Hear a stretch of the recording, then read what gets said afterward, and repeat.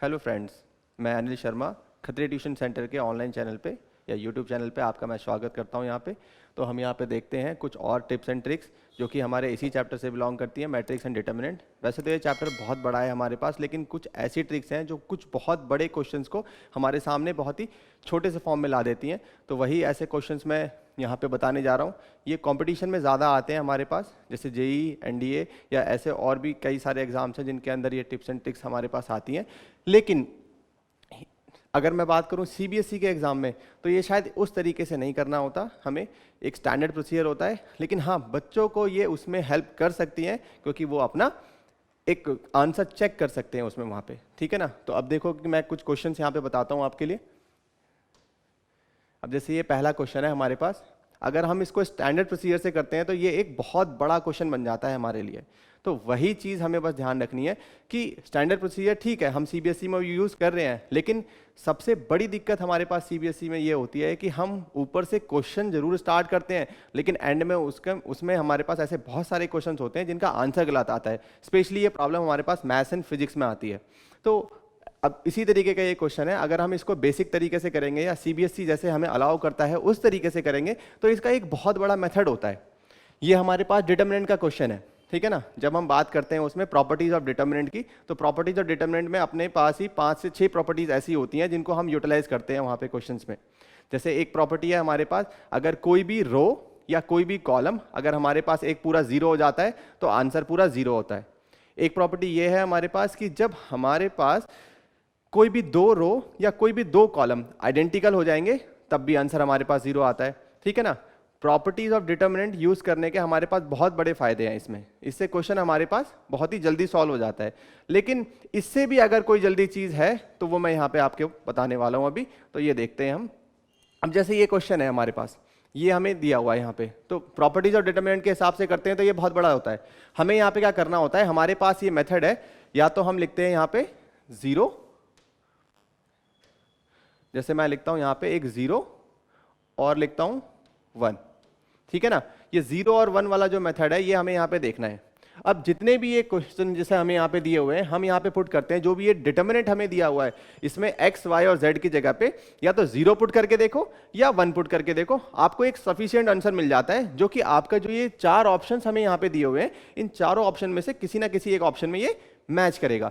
तो अब देखो हम क्या करते हैं बच्चों, यहां पे अगर ये जो डिटर्मिनेंट हमें दिया हुआ है इसमें अगर हम एक वन पुट करके देखते हैं, ठीक है ना। तो जैसे ये देखो, ये हमारे पास जितनी भी वैल्यू दी है तो हम यहां पे लेट करते हैं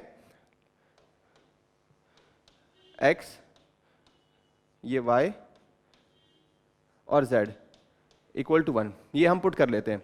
x, y and z equal to हम यहाँ पे 1 पुट कर लेते हैं। अब जैसे ही हम इसे 1 पुट करेंगे तो हमारे पास डिटर्मिनेंट क्या बनेगा, यहाँ पे देखते हैं हम, ये पहला 1 है, फिर ये दूसरा 1 है, ये तीसरा 1, ऐसे ही ये 1, फिर ये है 1 + 1, ये 2 हो जाएगा हमारे पास, ऐसे ही ये हमारे पास 1 आएगा। सेम चीज बच्चों, ये 1 है, ये 1 है और ये 2 हो जाएगी, ये 1 है, ये 1 है, ये 2 हो जाएगी। अब बस हमें क्या करना है, अब हमें बस इसको सॉल्व करना है। ठीक है ना। अब बस हमें इसे सॉल्व करना है। अब सॉल्व करते हैं, आपको पता है कि किस तरीके से सॉल्व करके इसे किसी भी रो किसी भी कॉलम के हिसाब से हम एक्सपैंड कर सकते हैं। तो मैं इसको पहली रो के हिसाब से एक्सपैंड कर लेता हूं। ठीक है ना। पहली रो के हिसाब से अगर मैं इसे एक्सपैंड करूंगा तो हमारे पास क्या आएगा, ये 1, फिर मैं यहां पे लेता हूं ये 2, ये 1, ये 1 और ये 2, ये आएगा, फिर बीच में आएगा माइनस का साइन, फिर ये 1 कंसीडर करते हैं, फिर हम यहाँ पे लेते हैं ये, फिर ये लेते हैं यहाँ पे 1, ये 1, ये 1, ये 2, उसके बाद है हमारे पास है, फिर ये 1 लेते हैं प्लस में, ठीक है ना, फिर ये आएगा हमारे पास 1, 1, 2 और 1। ठीक है ना। अगर किसी को ये भी सॉल्व करना ना आता हो तो मैं ये भी बता देता हूं एक बार, अगर जिस भी रो को हम कंसीडर कर रहे हैं, जैसे मान लो ये हमने 1 कंसीडर किया, तो यहाँ पे देखो जब हम ये 1 ले रहे हैं तो हम इसी रो को और इसी कॉलम को हाइड कर लेते हैं, बाकी जो 4 ऑप्शन हमारे पास बच जाते हैं वो हम यहाँ पे लिखते हैं। ऐसे ही सेम अब दूसरा ये हमें लेना होता है यहाँ पे दूसरी वाली पोजीशन पे, यहाँ पे 1 लिया तो यही रो और यही कॉलम हमने यहाँ पे हाइड कर लिया, बाकी ये दोनों एलिमेंट और ये दोनों एलिमेंट हमारे पास बच गए जो हमने यहाँ पे लिख लिए। ऐसे ही सेम हमारे पास ये है, जब थर्ड टाइम हमने ये लिया 1, तो ये 1 यहाँ पे लिया तो यही रो और यही कॉलम हमने हाइड कर लिया ये, तो ये जो 4 ऑप्शन है हमारे पास, ये चारों ऑप्शन ये बच गए। अब इसको सॉल्व कैसे करते हैं बच्चों, हम यहाँ पे ये 1 है, ये 2 2 जा 4, माइनस में 1 इंटू में 1, ये 1 आ जाएगा, ऐसे ही माइनस में 1, ठीक है ना, ये आएगा 1 मल्टीप्लाई में 2, ये 2 माइनस 1 आ जाएगा। ऐसे ही बच्चों ये है 1 और इसको हम सॉल्व करेंगे 1 माइनस में ये 2 आ जाएगा। ठीक है ना, इसमें जो ये साइन हमने लिए हुए हैं ये भी आप समझ लो, पहला प्लस होता है, दूसरा माइनस होता है, तीसरा प्लस होता है, plus minus plus minus plus, इस तरीके से हमारे पास चलता रहता है। अभी तो हमने 3 इंटू 3 की मैट्रिक्स ले रखी है, इससे बड़ी भी अगर मैट्रिक्स लोगे तो प्रोसीजर हमने यही फॉलो करना होता है। अब ये हम यहाँ पे यूज करेंगे, ये 4 माइनस 1 हमारे पास कितना होगा 3, ऐसे ही ये होगा हमारे पास क्या, ये 1 होगा तो ये माइनस में 1 लिख लेते हैं। ऐसे ही ये हमारे पास क्या होगा, ये माइनस में 1 आ जाएगा। सर हमारे पास आया 1, तो जो ये आंसर हमारे पास 1 आया है। अब यहां पे हमें देखना है इन चारों ऑप्शन में x, y और z की वैल्यू 1 पुट करके किस में आंसर हमें 1 मिल रहा है। तो आप देखो यहां पे जब हम इसमें 1 पुट करेंगे, यहां पे 1, यहां पे 1, यहां पे 1 पुट करेंगे तो आंसर 4 हो जाएगा, ये तो हमारे पास नहीं आएगा। ऐसे ही सेम हमारे पास ये इसमें पुट करेंगे 1 1 1 मल्टीप्लाई होगा 2 से, ये भी नहीं आएगा। ऐसे ही सेम हम इसमें c में पुट करते हैं तो यहां पे 1 पुट करेंगे 1 पुट करेंगे 1 पुट करेंगे तो ये आंसर हो सकता है। इसमें भी पुट करके देखते हैं, ये X square Y square Z square 1 1 1 put करेंगे तो ये भी हमारे पास नहीं हो सकता क्योंकि यहाँ पे आंसर 2 आ जाएगा, लेकिन हमारे पास आंसर क्या आ रहा है, आंसर आ रहा है 1। तो जो ये सी ऑप्शन है ये हमारे पास करेक्ट है। तो ऐसे ही काफी सारे क्वेश्चंस को हम यहाँ पे सॉल्व कर सकते हैं जिसमें हम ये 0 और 1 वाला मेथड यूज कर सकते हैं। ठीक है ना, इधर या तो आप 0 यूज करके देखो, अगर उससे सफिशिएंट आंसर नहीं मिलता तो आप 1 पुट करके देखो। ठीक है ना, आपको बस कुछ नहीं करना होता, ये डिटरमिनेंट की वैल्यू जो मैंने आपको इतनी देर में समझाई है ये आप बहुत ही आसान तरीके से किसी भी तरीके से आप इसको सॉल्व कर सकते हैं। ठीक है ना, नेक्स्ट क्वेश्चन देखते हैं बच्चों, ये है हमारे पास नेक्स्ट क्वेश्चन। ठीक है ना, अब ये जो क्वेश्चन हमें दिया गया है, अब सेम इसी मेथड से हमने सॉल्व करना है। अब देखो जहां पे भी, अब इसमें क्या है कि हर किसी में हमें ऑप्शन दिया हुआ है, ये x + 1, x + 2, x + 4, x + 3, x + 5, x + 8, x + 7, x + 10, x + 14, जो ये हमें यहाँ पे मेंशन कर रखा है। हम यहाँ पे करते हैं, जो ये x की वैल्यू है हम यहाँ पे 0 पुट कर लेते हैं। अब मैं 0 ही क्यों पुट कर रहा हूँ, अब आपको यहाँ पे साफ साफ दिख रहा है कि हर किसी ऑप्शन में x है और हर किसी ऑप्शन में वहां पे ऐड कर रखा है, जैसे x + 4, x + 2, x + 5, x + 8, x + 7, इस तरीके से हमें यहाँ पे मेंशन कर रखा है। तो हम यहाँ पे 0 पुट कर लेंगे, फिर भी हमारे पास कुछ ना कुछ इसकी वैल्यू बचेगी। ठीक है ना, ऐसा नहीं है कि हमारे पास पूरा का पूरा ही 0 हो जाएगा। तो अब जब ये 0 पुट करते हैं तो हमारे पास मैट्रिक्स की वैल्यू क्या आएगी, यहाँ पे ध्यान से देखो, यहाँ पे 1 2 4, ये है 1, ये है 2, ये है 4, उसके बाद है ये 3 5 और 8, ये है हमारे पास 3, ये 5, ये 8, उसके बाद है 7, ये 10, ये 14, ये 7, ये 10 और ये 14, ये वैल्यू है। ठीक है ना, अब इसको सॉल्व करना है, बस आपने अब इस डिटरमिनेंट को सॉल्व करना है, जो इस डिटरमिनेंट की वैल्यू होगी वो आपके पास आंसर आ जाएगा। यहाँ पे देख लेते हैं, मैं सेम उसी तरीके से फॉलो करता हूँ, पहले 1, उसके बाद मैंने यहाँ पे लिखा ये 5, 10, ये है 8 और ये है 14, क्योंकि जब मैं 1 को हाइड करूंगा तो यही रो और यही कॉलम हाइड करना पड़ेगा, बाकी जो ऑप्शन है ये बच जाएंगे, पहला प्लस होता है दूसरा माइनस। फिर हम यहाँ पे लेंगे ये 2, ये 2 लेंगे तो यही रो और यही कॉलम हमने हाइड करना होता है। क्या बच जाएगा बच्चों, ये आएगा 3, ये 7, ये 8 आएगा, ये 8 आएगा हमारे पास और ये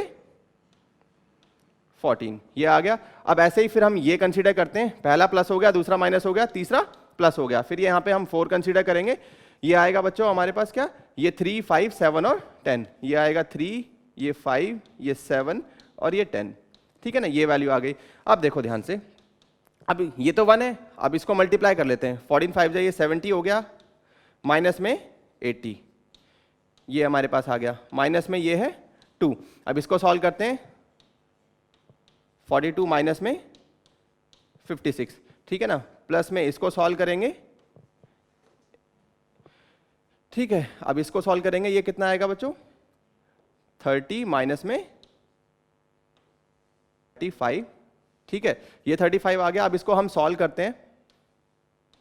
ठीक है, तो अब यहां पे देखना, ये इसको सॉल्व करेंगे तो ये माइनस का 10 आ जाएगा। इसको अगर हम इसमें से माइनस करते हैं तो हमारे पास कितनी वैल्यू आएगी, 14, 14 2 जा कितना हो जाएगा, माइनस का 28, लेकिन ये माइनस है, यहां भी माइनस है तो ये प्लस का हो जाएगा। उसके बाद अब ये है हमारे पास माइनस का 5, माइनस का 5 आएगा, इसको मल्टीप्लाई करेंगे तो कितना हो जाएगा, 20। तो कुल मिला के आपको दिख रहा है कि ये -10 -20 -30 हो जाएगा, और 28 जो है -30 और 28 ये कुल मिला के -2 आएगा। अब यहाँ पे ऑप्शन देखो, यहाँ तो ऑप्शन में ही आपके पास वैल्यू दी हुई है, आपको कुछ करने की जरूरत ही नहीं है, तो हमारे पास ये फर्स्ट ऑप्शन इसमें करेक्ट हो जाएगा। तो देखा कि आपने कितना ईजी हो गया हमारे पास इस 0 और 1 के हिसाब से सॉल्व करना, तो आपको इतनी टेंशन लेने की जरूरत ही नहीं है। ठीक है, नेक्स्ट क्वेश्चन देखते हैं बच्चों। नेक्स्ट क्वेश्चन है ये हमारे पास, ठीक है ना। सेम चीज आपको दिख रही है, इसमें x की वैल्यू दी हुई है, आप इसके हिसाब से इसे सॉल्व कर सकते हैं, ठीक है ना। आप इसमें 0 पुट करो, देखो आपको इतना पता चल रहा है कि यहाँ पे फंक्शन ये 0 बनेगा अगर 0 पुट करेंगे, लेकिन और भी तो ऐसी बहुत सारी वैल्यूज है हमारे पास जहां पे हमें आंसर मिल सकता है। तो ज्यादा जरूरी तो ये होता है कि आप उसको 0 पुट कर लो, क्योंकि उससे आंसर निकालना 1 से भी इजी है। कई बार 1 पुट करोगे तो शायद 1% मुश्किल है, लेकिन 0 में तो वो फंक्शन ही वहां से कैंसिल हो जाता है, जिसको सॉल्व करना और भी आसान है, ठीक है ना। अब जैसे मैं अगर यहाँ पे ये जो है x की वैल्यू 0 पुट करता हूं, तो 0 पुट करूंगा, ये पूरा का पूरा 0 हो जाएगा, ये 0 -1 और ये 3, 0 -1 और ये 3। देन नेक्स्ट है हमारे पास ये 0, ये 0, सॉरी ये आएगा 1, ये आएगा 0, ठीक है ना, और ये हो जाएगा -4, ठीक है ना। उसके बाद क्या है, ये -3, ये 4, ये -3, ये 4, और उसके बाद ये कितना आएगा 0, ठीक है ना। इस तरीके से वैल्यू दी हुई है। अब यहां पे ध्यान से देखो, वैसे तो एक शॉर्टकट ट्रिक हमारे पास होती भी है, लेकिन फिर भी चलो मैं यहां पे बताता हूं।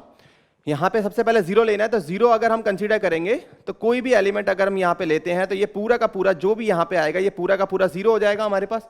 उसके बाद क्या है, माइनस का आता है यहां पे, लेकिन -1 है तो ये +1 हो जाएगा, ठीक है ना, ये हो गया। उसके बाद जब ये लिया हमने तो यहां पे ये आएगा 1 -3 और 4 और ये हो जाएगा 0। उसके बाद आएगा प्लस में ये बच्चों 3, ये 3 आ गया तो ये कितना होगा भाई, ये आएगा 1 और ये है 3, उसके बाद है माइनस में, फिर ये है हमारे पास 4, ठीक है ना। अब ये तो पूरा का पूरा 0 हो गया। अब इसको अगर हमने यहाँ पे सॉल्व किया है तो ये कितना था भाई, ये -3 था हमारे पास, ये जो था हमारे पास यहाँ -3 है।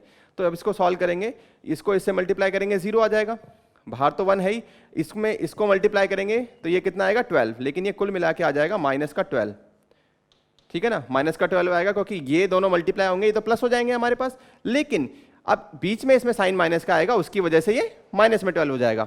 अब इसमें कितना होगा बच्चों, यहाँ पे देखो प्लस में है ये 3, यहाँ पे सॉल्व करेंगे इसे तो ये आएगा हमारे पास 4 माइनस में 0, कुल मिला के 3 4 12, तो -12 और प्लस में ये भी 12, तो ये हमारे पास कैंसिल हो जाएगा, ये वैल्यू हो गई 0। तो अब यहाँ पे देखो, यहाँ पे आपको ऑप्शन दिए हुए हैं, तो इसमें तो इतना सॉल्व करने की नीड ही नहीं थी। अगर आप डिटरमिनेंट की प्रॉपर्टी से सॉल्व करते तो पता नहीं कहाँ पहुंच जाते। तो वही सेम चीज है, आप बस वैल्यू पुट करो और आंसर निकालो। तो ये जो डी ऑप्शन इसमें दिया है ये हमारे पास करेक्ट है, ठीक है ना। नेक्स्ट क्वेश्चन देख, हाँ यहाँ देखो हमारे पास ये 2 क्वेश्चन है, ठीक है ना। ये 2 क्वेश्चन है हमारे पास, जो ये दोनों क्वेश्चन है ये अब आपको सॉल्व करने हैं इसी तरीके से, चाहे आप 1 पुट करो चाहे उसमें 0 पुट करो, आपको इसी तरीके से सॉल्व करने हैं, ठीक है ना। तो अब ये देख लो, लेकिन ऐसा जरूरी नहीं है कि हर एक क्वेश्चन मैट्रिक्स और डिटरमिनेंट का जो प्रॉपर्टी से रिलेटेड है वो हम ऐसे ही सॉल्व कर सकते हैं, ये जरूरी नहीं है। ऐसे कई क्वेश्चन हमारे पास आ जाते हैं जो कि इसमें प्रॉपर्टीज ऑफ डिटरमिनेंट जो बेसिक मेथड है वही हमें यूज करना पड़ता है। जैसे कि एक क्वेश्चन मैं शो करता हूं आपके पास, नेक्स्ट क्वेश्चन जैसे ये है, ठीक है। अब इसमें अगर हम यहाँ पे अगर वैल्यू पुट करते हैं, जैसे यहाँ पे देखेंगे तो अगर मैं 0 पुट करूंगा यहाँ पे तो ये पूरा का पूरा 0 हो जाएगा, ठीक है ना। ABC की जगह पे अगर 0 पुट करूंगा पूरा 0 हो जाएगा। सेम चीज अगर मैं 1 पुट करूंगा तो ये -1 1 1, ये 1 -1 1 और ये 1 1 और -1 हमारे पास आ जाएगा। लेकिन आप यहाँ ऑप्शन देखो, अगर मैं 1 1 1 पुट करूंगा ये भी 4 आएगा, 1 1 1 पुट करूंगा ये भी 4 आएगा, 1 1 1 पुट करूंगा ये भी 4 आएगा और ये भी 4 आएगा। अब ऐसे में क्या करें, हमारे पास ये सारी ऑप्शन एक जैसे आ गए, तो ऐसे क्वेश्चंस के लिए हमें एक बेसिक मेथड भी यूज करने होते हैं। इसीलिए बस मेरा कहना ये है, आप ट्रिक समझो, शॉर्टकट समझो, लेकिन सबसे इंपॉर्टेंट चीज है हमारे पास बेसिक। तो ये बेसिक हमें जरूर जानना होता है। तो इस क्वेश्चन को कैसे करेंगे, इस क्वेश्चन को मैं सॉल्व कराता हूं। आपको ये पता है कि मैट्रिक्स और डिटरमिनेंट के क्वेश्चन को या डिटरमिनेंट के क्वेश्चन को जब भी हम सॉल्व करते हैं प्रॉपर्टीज ऑफ डिटरमिनेंट के, तो हम क्या करते हैं, एक सेपरेटली इसके अंदर ABC की वैल्यू कॉमन ले सकते हैं। जैसे मैं कहता हूं यहां पर ये फर्स्ट रो है, इस पूरी रो में से A हमारे पास कॉमन आ रहा है तो मैं ये A कॉमन ले सकता हूं, ठीक है ना। ऐसे ही इस सेकंड रो में से B हमारे पास कॉमन आ रहा है तो मैं B कॉमन ले सकता हूं। ऐसे ही थर्ड रो में से C हमारे पास कॉमन आ रहा है तो मैं C भी कॉमन ले सकता हूं। तो हमारे पास बच क्या गया, हमारे पास क्या बच गया, यहाँ पे माइनस में A, यहाँ पे B, उसके बाद है ये C, यहाँ से B कॉमन ले लिया मैंने तो ये A बचेगा, फिर ये माइनस में B बचेगा और फिर ये C। ऐसे ही थर्ड वाले में C कॉमन ले लिया तो ये A बचेगा, यहाँ पे ये B बचेगा और ये माइनस में C। ये हमने लिख लिया, ठीक है ना। अब आपको साफ साफ दिख रहा है। अब इसमें क्या है, नेक्स्ट स्टेप में मैं क्या करता हूं, इस वाले इसमें से मतलब इस वाले कॉलम में से, ये कॉलम है फर्स्ट कॉलम, इसको C1 कहा जाता है, इसको C2 कहा जाता है और इसको C3 कहा जाता है, ठीक है ना। रो हमारे पास हॉरिजॉन्टल होती है, कॉलम हमारे पास वर्टिकल होता है। तो अब इसमें से भी कॉमन ले सकते हैं, इस पूरे कॉलम में से हम एक ही वैल्यू कॉमन ले सकते हैं। तो हमारे पास क्या आएगा, ए स्क्वायर आ जाएगा, पूरा कॉमन ले लिया, यहाँ पे ये बी का जगह बी स्क्वायर हो जाएगा और ये सी स्क्वायर हो जाएगा। अब क्या करते हैं, यहाँ पे क्या बचेगा, -1 और ये हमारे पास क्या आएगा 1 और ये 1, उसके बाद है ये 1 1 और ये 1, तो 1 1 और -1, ठीक है ना, ये वैल्यू आ गई। अब यहाँ पे ध्यान से देखो, जब आप इसको सॉल्व करोगे यहाँ पे इस वाले पैटर्न को, तो यहाँ पे इस पूरे डिटर्मिनेंट की वैल्यू आपको सॉल्व करके मिलेगी यहाँ पे 4। आप सॉल्व करके देखना, इसकी वैल्यू आपको मिलेगी 4। तो आंसर आपको क्या मिल जाएगा भाई, ये हो गया 4a² b² और c²। तो 4a² b² c²। आप देख लो कि आपके पास कौन सा ऑप्शन है यहाँ पे, आप किस तरीके से यहाँ पे देखोगे। अब जैसे हमारे पास क्या है कि जैसे इसमें ये है और ये है। अब जैसे ये हमारे पास दिया हुआ है, ये जो यहाँ पे ध्यान से देखना, ये माइनस यहाँ पे इंक्लूड हो रहा है, ठीक है ना। तो यहाँ पे शायद स्पेस नहीं होगा, जो बनाने वाले ने शायद गलती कर दी। तो ये जो माइनस है इसमें इंक्लूड है, लेकिन यहाँ पे तो हमारे पास किसी में माइनस नहीं आ रहा। तो ये जो है ये यहाँ पे हमारे पास ये 4a² b² c² ये चीज आ गई, ठीक है ना। तो इस तरीके से होगा। तो मेरा कहना बस यही है कि आप ट्रिक सीखो, शॉर्टकट सीखो, लेकिन एक स्टैंडर्ड प्रोसीजर जरूर सीखो, ताकि अगर कभी क्वेश्चन फंसता है तो आप उसको सॉल्व करके जरूर आओ, ठीक है ना। जितने भी गवर्नमेंट एग्जाम्स होते हैं वहां पे हमें पेजेस भरने के लिए नहीं बुलाते, ये तो हर किसी को पता ही है। वहां पे सिर्फ हमारा माइंड चेक करने के लिए हमें यहाँ पे बुलाया जाता है। लेकिन अब ये देखो कि अब इन्हीं प्रोसीजर्स को आप अगर स्टैंडर्ड प्रोसीजर से करते हो तो बहुत ज्यादा टाइम लग जाता है। एटलीस्ट आप आंसर तो चेक कर सको। ये यूज हम सीबीएसई वाले बच्चों के लिए भी मतलब कह सकते हैं कि वो यूज कर सकते हैं इन्हें सीबीएसई में भी, लेकिन बस सीबीएसई में वो इतना यूज करें कि जो उनका आंसर कभी गलत आ रहा है तो एटलीस्ट उन्हें पता चले कि आंसर आना क्या है, ठीक है ना। कई बार तो हमें प्रूव करने के लिए बोला जाता है वहां पे, तब तो कोई ऑप्शन नहीं है कि हमें पता है कि प्रूव क्या करना है, लेकिन जब प्रूव करने के लिए नहीं बोला, हमें आंसर निकालना है, तब हम इस तरीके को यूज कर सकते हैं। क्योंकि सीबीएसई में भी इस बार बहुत सारे 1 मार्कर के क्वेश्चन आए थे इसमें, जो कि इनसे रिलेटेड थे, लेकिन बस प्रॉब्लम यह थी कि सीबीएसई में ये टॉपिक ही गायब कर दिया था, ठीक है ना। तो बस ये चीज थी। बाकी फिर बच्चों मिलेंगे हम नेक्स्ट क्लास में और नेक्स्ट कुछ अच्छी शॉर्टकट ट्रिक्स के साथ, ठीक है ना। Stay tuned, thank you.